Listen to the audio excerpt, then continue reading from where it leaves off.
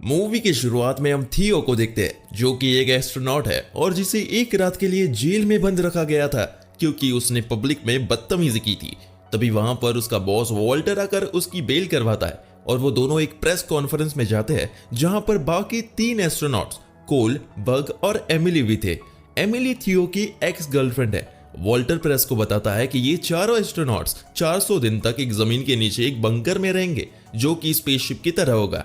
ये एक ऐसा टेस्ट है जिसमें ये चेक किया जाएगा कि डीप स्पेस ट्रेवल से वो साइकोलॉजिकली कैसे इफेक्ट होते हैं और चारों एस्ट्रोनॉट्स आने वाले चैलेंजेस को कैसे फेस करते हैं। कोल को हर एक मोमेंट को रिकॉर्ड करके पब्लिक को दिखाने का काम असाइन दिया गया है। सभी लोग मीडिया के सामने फोटोज के लिए पोज करते हैं। तभी वॉल्टर एमिली किसी डील के बारे में याद दिलाता है और फोटो के बाद वॉल्टर चारों एस्ट्रोनॉट्स को धमकी देता है कि अगर वो 400 दिन से पहले बंकर से बाहर आए तो वो उनका करियर बर्बाद कर देगा।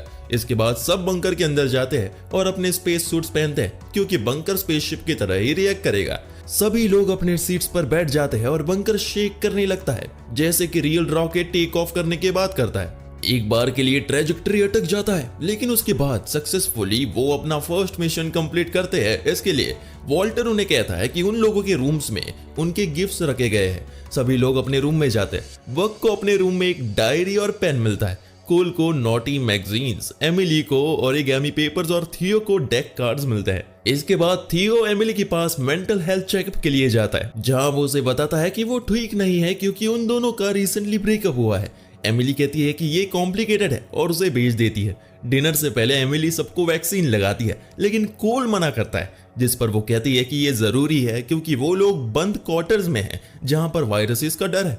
इसके बाद कोल पब्लिक के लिए कुछ फन मोमेंट्स को रिकॉर्ड करता है और सोने के टाइम जब वो एमिली को ज्वाइन करने का ट्राई करता है तो उसे मना कर देती है। इसके बाद दिन बीतने लगते हैं और सब कुछ नॉर्मल चलता है। सभी लोग खुद को बिजी रखते हैं। कोल एक्सरसाइज करता है और जो भी चीज इंटरेस्टिंग लगे उसे रिकॉर्ड करके इंटरनेट पर अपलोड करता है। बग ड्रॉ करता है और एमिली ओरिगामी पेपर यूज करती है। एक दिन एमिली ये टेस्ट करने के लिए उन सभी लोगों का दिमाग अब भी ठीक से काम कर रहा है कि नहीं, इसके लिए वो उन सबको एक गेम देती है। कोल फ्रस्ट्रेट होता है क्योंकि वो बाकी लोगों से स्लो होता है। तभी उन्हें एक एक्सप्लोजन सुनाई देता है और अलार्म बजने लगते हैं। एमिली को लगता है कि वो लोग किसी एस्ट्रोनॉट से टकराए हैं लेकिन बग कहता है कि आसपास एस्ट्रोनॉट नहीं हो सकते। वो लोग सिस्टम से कांटेक्ट करने की कोशिश करते हैं लेकिन उन्हें कोई भी रिस्पॉन्स नहीं मिलता। कंप्यूटर उन्हें बताता है कि वो सोलर एनर्जी रिटेंशन को कैलिब्रेट कर रहा है। तो कोल बैटरीज चेक करता है और वहां पर सब कुछ ठीक था। टीम को लगता है कि ये भी उनका एक टेस्ट है और इसके लिए उन्हें पावर बचाकर रखनी होगी।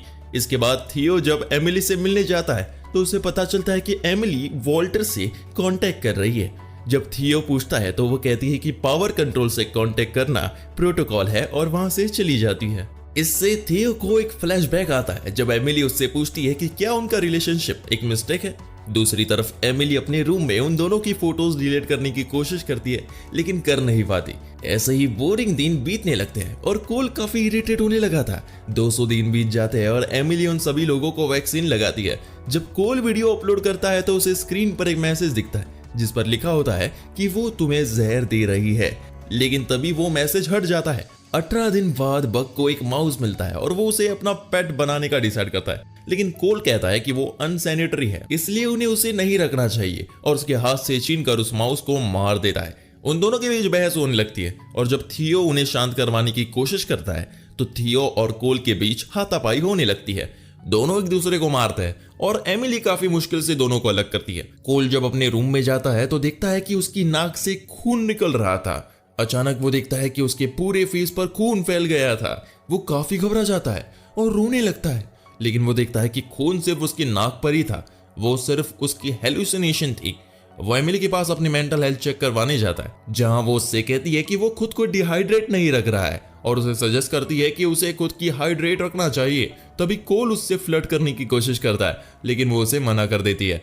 इसके बाद कोल अपने रूम में जाता है जहां उसके कंप्यूटर स्क्रीन पर लिखा आता है दे हेट यू और उसके बाद वहां पर एक अकेले बच्चे की फोटो आती है जिससे उसे याद आता है कि उसकी कोई फैमिली नहीं है।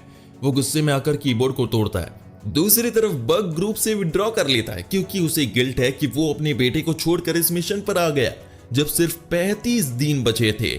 एमिली देखती है कि बग के रूम के बाहर उसका टॉयलेट एक जार में रखा था, क्योंकि उसने अपने रूम से बाहर निकलने से बिल्कुल मना कर दिया था। उसने अपनी पूरी दीवार पर मेज बना रखा था। एक दिन उसे अपना बेटा सैम दिखता है। जब सैम उससे पूछता है कि वो वापस कब आएगा, तो बग उससे कहता है कि अभी काफी टाइम लगेगा। वो बच्चा वहां से गायब हो जाता है और हम देखते हैं कि बग अपने रूम में लेटा रहता है। 373 डे में सभी लोगों को बाहर से डोर नॉक होने की आवाज आती है, लेकिन प्रोटोकॉल की वजह से वो लोग उसे ओपन नहीं करते। एक रात जब कोल अपने रूम में सोया था तो उसे कुछ आवाज आती है। जब वो बाहर जाता है तो एक क्रीपी दिखने जैसा इंसान उसके सामने आ जाता है। कोल उसे देखकर डर जाता है। कोल थियो को उसके बारे में बताता है। थियो उसका पीछा करता है और वो क्रीपी आदमी वेंट के थ्रू बाहर निकलने की कोशिश करता है, लेकिन वहां पर गिरकर बेहोश हो जाता है। उसे लैब में ले जाया जाता है। कोल कंफ्यूज होता है कि बाहर से कोई आदमी आकर अंदर क्यों आना चाहता होगा। बग सोचता है कि बाहर कुछ बहुत बुरा हो रहा है और वहीं पर बेहोश हो जाता है। एमिली भी ठीक फील नहीं करती और मेडिसिन लेकर सो जाती है। उस रात कंप्यूटर इंडिकेट करता है कि ऑक्सीजन काफी क्रिटिकल लेवल तक पहुंच चुका है। थियो रात में सांस नहीं ले पाता और सभी लोगों को उठाता है, लेकिन जब एमिली जवाब नहीं देती तो वो उसका डोर तोड़कर अंदर घुसता है। वो देखता है कि ऑक्सीजन कम होने की वजह से एमिली सांस नहीं ले रही थी। वो एमिली को सीपीआर देता है, जिससे एमिली होश में आती है। बग रियलाइज करता है कि उसके रूम में उसका टेडी गायब है। उसे लगता है कि क्रीपी आदमी लेकर चला गया। जब वो उसके रूम में आते हैं तो देखते हैं कि वो आदमी वहां से गायब है। कोल कहता है कि उस आदमी के घुसने से उन लोगों की ऑक्सीजन उस आदमी से मिल गई, जिस वजह से ये प्रॉब्लम हो रही है। एमिली उन्हें वार्न करती है कि कम ऑक्सीजन की वजह से ही हेलुसिनेशन, टेंशन, स्ट्रेस और मेमोरी लॉस भी हो सकता है। थियो फाइनली डिसाइड करता है कि वो यहाँ से बाहर चला जाएगा, लेकिन कोल उसे जाने से रोकता है क्योंकि वो नहीं चाहता कि वो लोग हारे। उन दोनों के बीच बहस होने लगती है, लेकिन तभी बग उसे मार गिराता है। थियो बंकर के गेट को ओपन करने की कोशिश करता है, लेकिन वो अंदर से नहीं खुलता। तो थियो उस क्रीपी आदमी वाले रास्ते से बाहर जाता है और शॉक्ड हो जाता है कि वो किसी अलग ही जगह पर पहुंचता है। बग जब देखता है कि वहां पर काफी ठंड है तो वो सूट पहनकर वहां के डस्ट का सैंपल लेते हैं। कोल को लगता है कि मिशन कंट्रोल ने बंकर को किसी डोम में मूव कर दिया, जिससे ऐसा लगे कि वो किसी एलियन प्लेनेट पर है।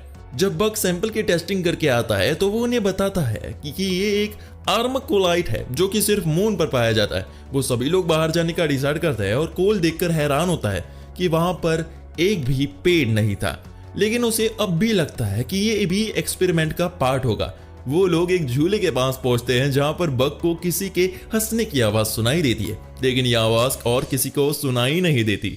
वो लोग एक घर के पास पहुंचते हैं जिसके अंदर उन्हें उस इंट्रूडर की अपनी फैमिली के साथ फोटो दिखती है। कोल वहां पर पड़ी चीजों को ये सोचकर तोड़ने लगता है कि उसे कोई हिडन कैमरा मिल जाए। वहां पर उन लोगों के मैप मिलता है जिस पर हर सिटी पर मार्क था, सिवाय ट्रैंक्विलिटी नाम की सिटी के। वो लोग वहां से निकलते हैं और ट्रैंक्विलिटी पहुंचते हैं जहां पर ढेर सारे घर डार्कनेस पर थे। वो लोग हेल्प के लिए चिल्लाते हैं, लेकिन कोई भी नहीं आता। अचानक उन्हें जेल नाम का एक आदमी दिखता है। वो लोग उससे पूछताछ करते हैं, लेकिन जेल उन्हें कोई जवाब नहीं देता। इसके बाद वहां पर ढेर सारे लोग आ जाते हैं। जेल उन चारों को अपने रेस्टोरेंट में खाना खाने के लिए इनवाइट करता है। जब ये सभी लोग अंदर जाते हैं तो उन्हें काफी कस्टमर्स बैठे मिलते हैं। वो लोग आपस में बात करते हैं कि ये सभी लोग रिपोर्टर्स की तरह लग रहे हैं जिन्होंने उनका इंटरव्यू लिया था। जेल की वाइफ उनके लिए खाना लाती है और जेल उन लोगों से बाकी सर्वाइवर्स के बारे में पूछता है, लेकिन जब उसे पता चलता है कि इन लोगों को कुछ भी नहीं पता तो वो उन्हें सिचुएशन एक्सप्लेन करता है। वो कहता है कि एक बार एक बहुत बड़ा ऑब्जेक्ट स्पेस में आया और ढेर सारी डस्ट उसमें से गिरी। उसके बाद पूरे अर्थ की ये हालत हो गई। कोल बाकी लोगों से कहता है कि जेल के कान में एक ईयरफोन है जिससे वो वॉल्टर से कांटेक्ट कर रहा होगा। जेल थोड़ा नर्वस होता है और उन्हें कहता है कि वो अगर आज रात यहाँ रुकना चाहते हैं तो रुक सकते हैं, और वहां से चले जाता है। कोल को लगता है कि वो लोग अब भी स्टिमुलेशन में है और उन लोगों से कहता है कि वो बार में ड्रिंक करने जा रहा है। सभी लोग बार में ड्रिंक करते हैं जहां पर कोल को एक लड़की मिलती है और वो उसके साथ वहां से चला जाता है। वो कोल का वेट करता है, लेकिन जब बार बंद होने वाला होता है तो बाकी सब बार से चले जाते हैं और जेल के रेस्टोरेंट में जाकर सो जाते हैं। थियो और एमिली सो जाते हैं, लेकिन बग बाथरूम में जाता है और वो देखता है कि वो हॉस्पिटल में पहुंच गया। उसे सैम बेड पर लेटा दिखता है और डॉक्टर उससे कहता है कि वो मर चुका है। बग रोने लगता है और वापस बाथरूम में खुद को पाता है। उसे इस रेस्टोरेंट के रियल ओनर की फोटोज दिखती है, जिसका मतलब है कि जेल ओनर नहीं है। अचानक उसे सैम भागता हुआ नजर आता है और जब वो उसका पीछा करता है तो वो एक लूप में फंस जाता है और अचानक उसके सामने जेल आ जाता है। और फिर हम पहुंचते हैं 399 डे में। थियो और एमिली जेल से बक और कोल के बारे में पूछते हैं, जिस पर जेल कहता है कि वो दोनों यहाँ पर अकेले ही आए थे और शायद कम ऑक्सीजन की वजह से उन्हें हेलुसिनेशन हो रहा है। थियो आसपास माइक्रोफोन ढूंढने लगता है, लेकिन जेल उन्हें चाकू दिखा के वापस शिप में जाने को कहता है। थियो को शक होता है क्योंकि जेल को शिप के बारे में पता नहीं होना चाहिए था। दोनों रेस्टोरेंट से बाहर निकलकर जाने लगते हैं कि अचानक लाइट्स ऑफ हो जाती है और अंधेरे की वजह से दोनों अलग हो जाते हैं। थियो एक बिल्डिंग में पहुंचता है जहां पर उसे जमीन पर खून और बक का टैडी मिलता है। उसे वहां पर 2 कुक नजर आते हैं और वो उनके जाने का वेट करता है। उसे एक केज में एक और क्रीपी आदमी बंद दिखता है। वो उसे आजाद करता है और वो आदमी वहां से भाग जाता है। जब थियो वहां से बाहर निकलने लगता है तो अचानक से एक कुक उसके सामने आ जाती है, जिसके हाथ में चाकू होता है और वो चाकू थियो के पेट में लग जाता है। थियो जख्मी होकर वहां से बाहर निकलता है, जहां उसे एमिली मिलती है, जिसका पीछा काफी लोग कर रहे थे। वो दोनों जाकर बार में छुप जाते हैं और एमिली फर्स्ट एड किट से थियो को पट्टी करती है। थियो उसके पास फर्स्ट एड किट देखकर हैरान होता है क्योंकि शिप में फर्स्ट एड नहीं होना चाहिए था। वो दोनों वहीं पर छुप जाते हैं, लेकिन बार टेंडर उनके पैर देख लेता है और बाकी लोगों को बताने जाता है। थियो और एमिली वहां से निकलकर एक घर पर जाकर छुप जाते हैं। थियो एमिली से पूछता है कि वॉल्टर ने उससे क्या कहा था। एमिली उसे बताती कि वॉल्टर ने उसे थियो से ब्रेकअप करने को कहा था क्योंकि वो देखना चाहता था कि क्या वो दोनों ब्रेकअप के बाद भी अपनी ड्यूटीज पूरी कर सकते हैं या नहीं। थियो उससे गुस्से में कहता है कि वो दोनों आपस में इस बारे में बात कर सकते थे, लेकिन एमिली कहती है कि वॉल्टर उस पर हर समय नजर रखे हुए था। थियो गुस्से में सो जाता है और कुछ ही देर बाद जब वो दोनों उठते हैं तो वापस शिप की तरफ जाते हैं। बग और कोल अब तक वापस नहीं आए थे। थियो देखता है कि शिप के बाहर कुछ लोग काम कर रहे थे।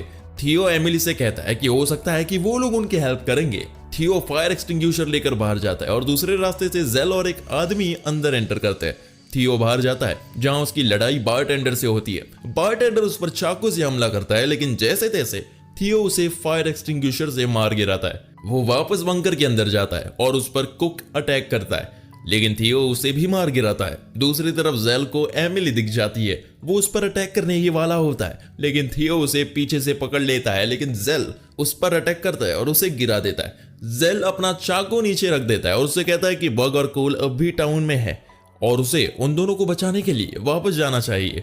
थियो अपना चाकू नीचे रखने का नाटक करता है और टेबल से उसे मारने की कोशिश करता है, लेकिन जेल उस पर दोबारा से अटैक करता है और उसे चाकू से मारने ही वाला होता है जब एमिली जेल को जान से मार देती है। तभी सीसीटीवी स्क्रीन पर टाइम कंप्लीट होता है और स्क्रीन पर ऑडियंस की क्लैपिंग की आवाज आती है। वॉल्टर उन्हें स्टिमुलेशन कंप्लीट करने के लिए कांग्रेचुलेट करता है। थियो और एमिली कंफ्यूज होते हैं। तभी बंकर ओपन होता है और दोनों हाथ पकड़ के बाहर निकलने को रेडी होते हैं। इसी के साथ ये मूवी यही खत्म होती है।